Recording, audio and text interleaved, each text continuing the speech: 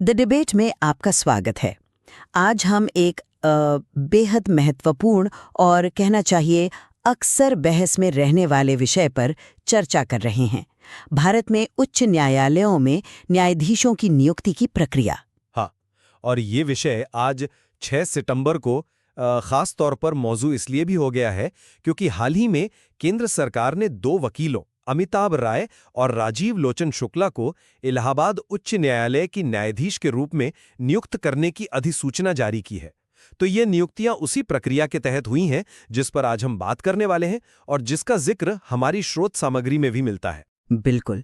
तो आज का हमारा मुख्य सवाल यही बनता है, क्या न्यायाधीशों की नियुक्ति की वर्तमान कॉलेजियम प्रणाली, जिस पर पारदर्शिता को लेकर अक्सर सवाल उठते हैं, क्या वो फिर भी न्यायिक स्वतंत्रता को सुनिश्चित करने का सबसे बेहतर उपलब्ध तरीका है, या फिर इसमें बुनियादी सुधार की गुंजाइश कहीं ज्यादा है?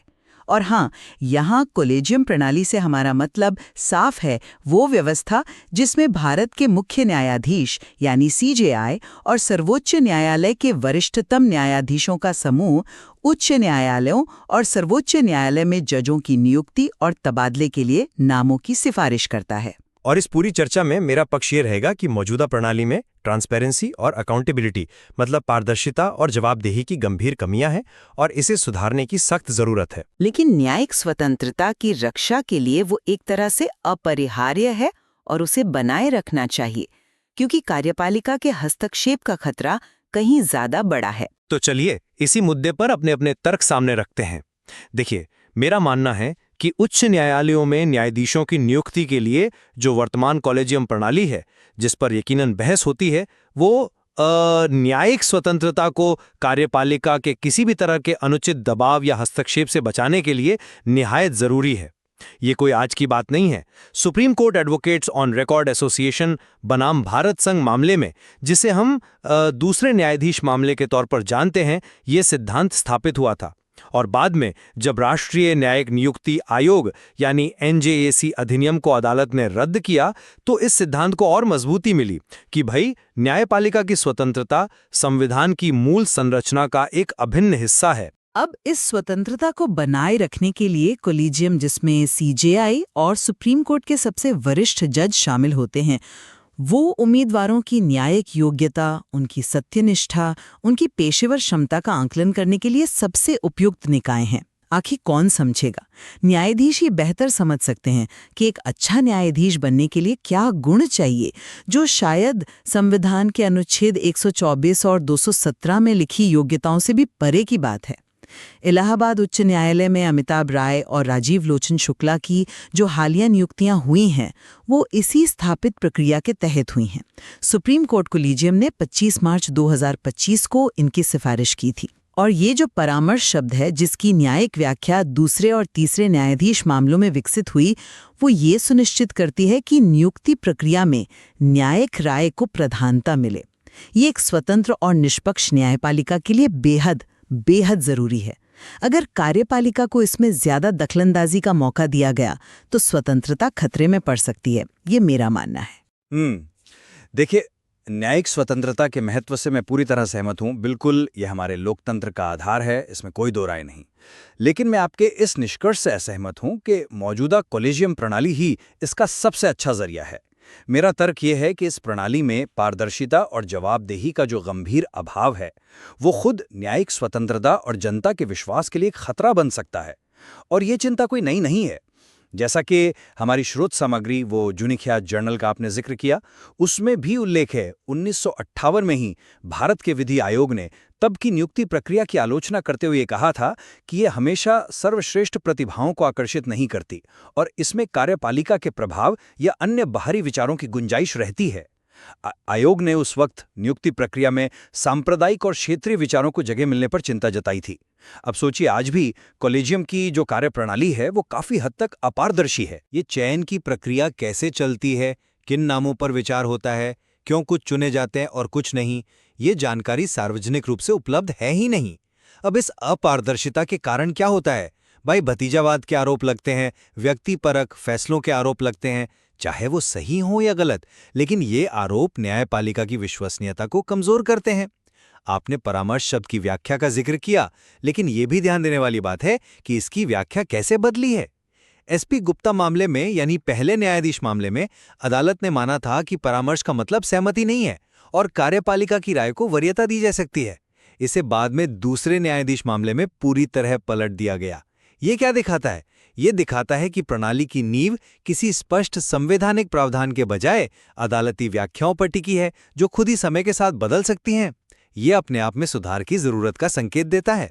और प्रक्रिया की बात करें तो श्रुत सामग्री ये भी बताती है कि कोलिजियम की सिफारिशों को स्वीकार करने में कार्यपालिका की ओर से देरी हो सकती है। इलाहाबाद हाई कोर्ट के ही एक और वकील श्री अरुण कुमार की नियुक्ति का मामला देखिए, जहां सिफारिश के 2 साल बाद नियुक्ति हुई और अभी भी उसी हाई कोर्ट के लिए 26 और नामों की सिफारिश केंद्र सरकार के पास लंबित बताई जाती है। ये देरी क्यों हो रही है? क्या ये प्रक्रिया की अकुशलता है या किसी तरह का अप्रत्यक्ष दबाव? पारदर्शिता ना होने के कारण हम सिर्फ अंदाजा ही लगा सकते हैं। इसलिए मेरा मानना है कि भले ही एनजेएसी रद्द हो गया हो, हमें एक ज्यादा पारदर्शी, व्यवस्थित और जवाबदेह प्रक्रिया की सख्त जरूरत है। मैं मानती हूँ कि पारदर्शिता एक अहम सिद्धांत है, लोकतंत्र में इसका बहुत महत्व है, लेकिन हमें इसे न्यायिक स्वतंत्रता के तराजू पर तौलना होगा। मेरे विचार में न्यायिक स्वतंत्रता सर्वोपरि है। देखिए, दूसरे और तीसरे न्यायाधीश मामलों के जरिए जो कोलिजियम व्यवस्था स्थापित हुई, उसका मुख्य उद्देश्य ही न्यायपालिका को कार्यपालिका के किसी भी संभावित दबाव से बचाना था। आप सोचिए, अगर नियुक्ति प्रक्रिया पूरी तरह से खुली और पारदर्शी कर दी जाए तो क्या होगा? उम्मीदवारों पर बेवजह की सार्वजनिक छानबीन होगी, राजनीतिक टिप्पणियां होंगी, दबाव बनेगा। क्या ऐसे माहौल में बेहतरीन और योग्य लोग न्यायपालिका में आने से हिचकिचाएंगे नहीं? यह एक गंभीर खतरा है। आप एसपी गुप्ता मामले का जिक्र कर रहे हैं, जहां कार्यपालिका को प्राधान्यता मिली थी, या फिर एनजेएसी का जो प्रयास था, क्या उस तरह का सीधा या कहें अत्यधिक कार्यकारी प्रभाव न्याय की निष्पक्षता के लिए ज्यादा बड़ा खतरा नहीं होता?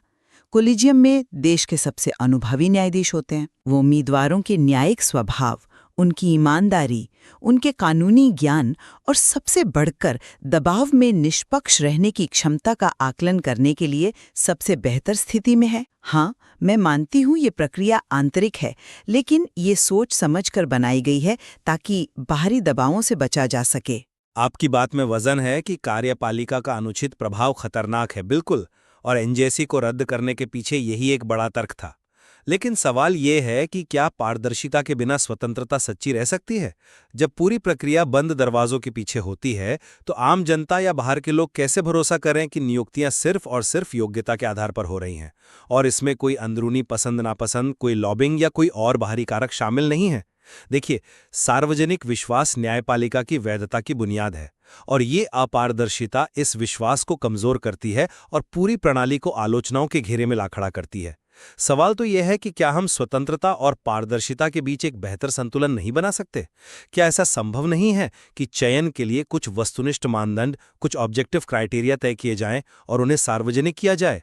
या कोलिजियम अपने फैसलों के पीछे के कारणों को, हाँ ठीक है, उम्मीदवारों की निजता का सम्मान करते हुए, लेकिन कुछ हद तक सार्वजनिक करे? सिर्फ ये कह देना कि न्यायाधीश ही न्यायाधीशों का सबसे अच्छा मूल्यांकन करते हैं, ये बाहरी जांच या जवाबदेही से पूरी तरह छूट का आधार नहीं बन सकता।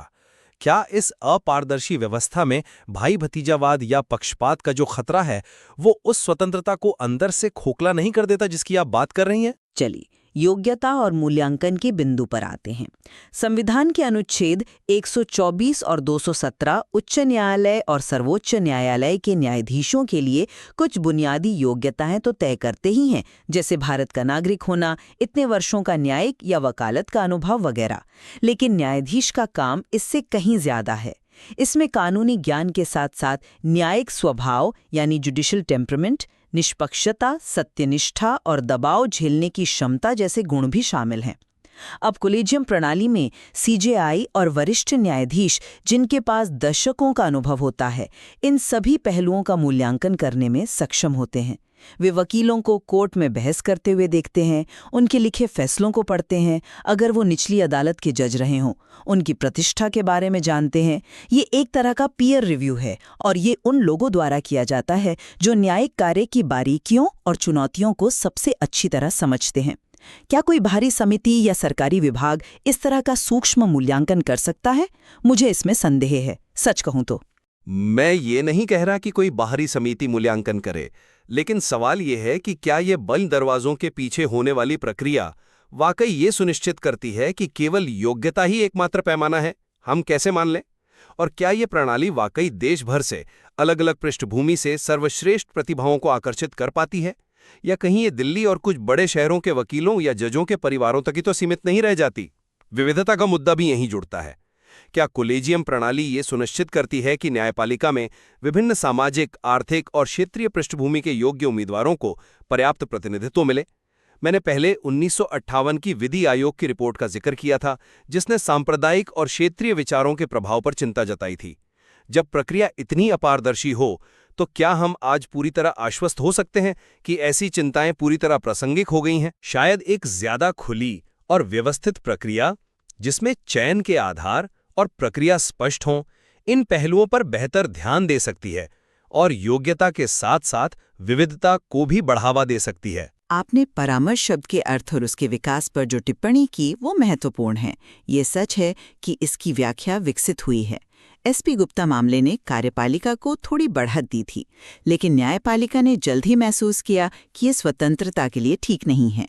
इसीलिए दूसरे और तीसरे न्यायाधीश मामलों ने, यानी supreme court advocates on record association बनाम भारत संघ और 1998 का वो विशेष संदर्भ मामला, उन्होंने स्थिति को सुधारा और स्पष्ट किया कि संविधान में लिखा परामर्श शब्द का असल मतलब सहमति है। और ये सहमति सिर्फ सीजेआई की व्यक्तिगत राय नहीं, बल्कि कई वरिष्ठ न्यायाधीशों के साथ विचार विमर्श के बाद बनी एक संस्थागत राय, एक इंस्टीट्यूशनल ओपिनियन होनी चाहिए, जैसा कि 1998 के विशेष संदर्भ मामले में स्थापित हुआ। ये जो न्यायिक विकास हुआ, ये स्वतंत्रता को मजबूत करने के लिए जरूरी था, न कि कोई मनमानी व्याख्या।